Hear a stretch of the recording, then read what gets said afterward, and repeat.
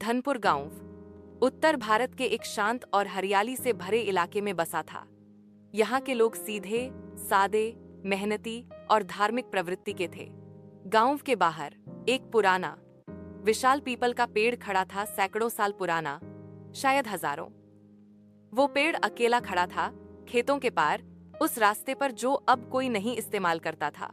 गांव के बुजुर्ग कहते थे कि उस पेड़ के नीचे भूत प्रेतों का डेरा है। वहां रात में अजीब सी आवाजें आती हैं, जैसे किसी ने लंबी सांस छोड़ी हो, कोई हौंसी की गूंज या फिर चूड़ियों की खनक। गांव का एक नियम था, सूरज ढलने के बाद कोई उस पेड़ के पास नहीं जाएगा।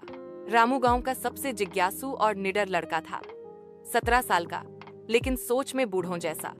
वह हमेशा विज्ञान और तर्क की बात करता।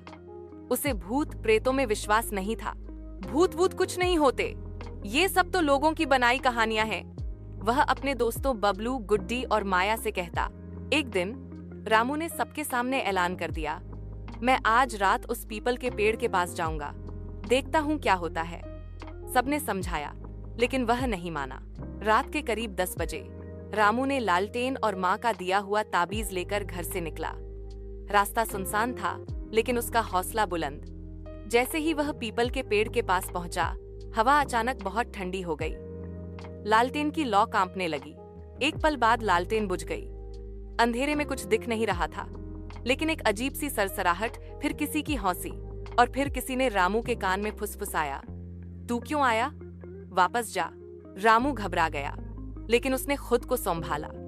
तभी एक सफेद चादर में लिपटा हुआ इंसान पेड़ की एक शाखा से नीचे उतरा। वह कोई और नहीं, बाबा त्रिलोकनाथ थे, गांव के पुराने पुजारी, जिनकी कई साल पहले इसी पेड़ के नीचे समाधि हुई थी। बाबा ने कहा, बेटा डर मत, मैं तेरी रक्षा करने आया हूँ।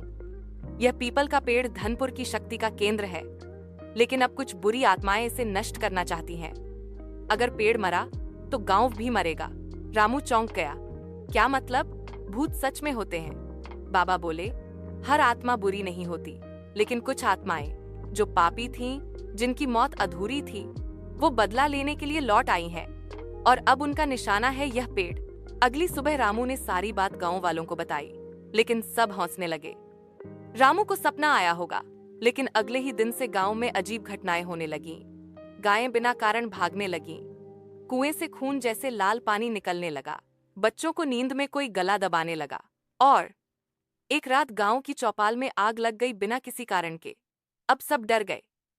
रामू की बात सच निकली। गांव के पंडित और ओझा ने मिलकर कहा, हमें एक बड़ा महायज्ञ करना होगा, लेकिन वो भी उसी पीपल के नीचे। रामू ने फिर हिम्मत दिखाई और बोला, मैं उस जगह तक सबको ले जाऊंगा। अगली रात पूरा गांव मशालों और मंत्रों के साथ उस पीपल के पास पहुंचा। यज्ञ शुरू हुआ। तभी आसमान में काली आंधी उठी, बुरी आत्माएं प्रकट होने लगीं, लाल आंखें, उल्टे पांव और अजीब अजीब आवाजें। बाबा त्रिलोकनाथ की आत्मा फिर आई, लेकिन इस बार तेज प्रकाश में लिपटी हुई।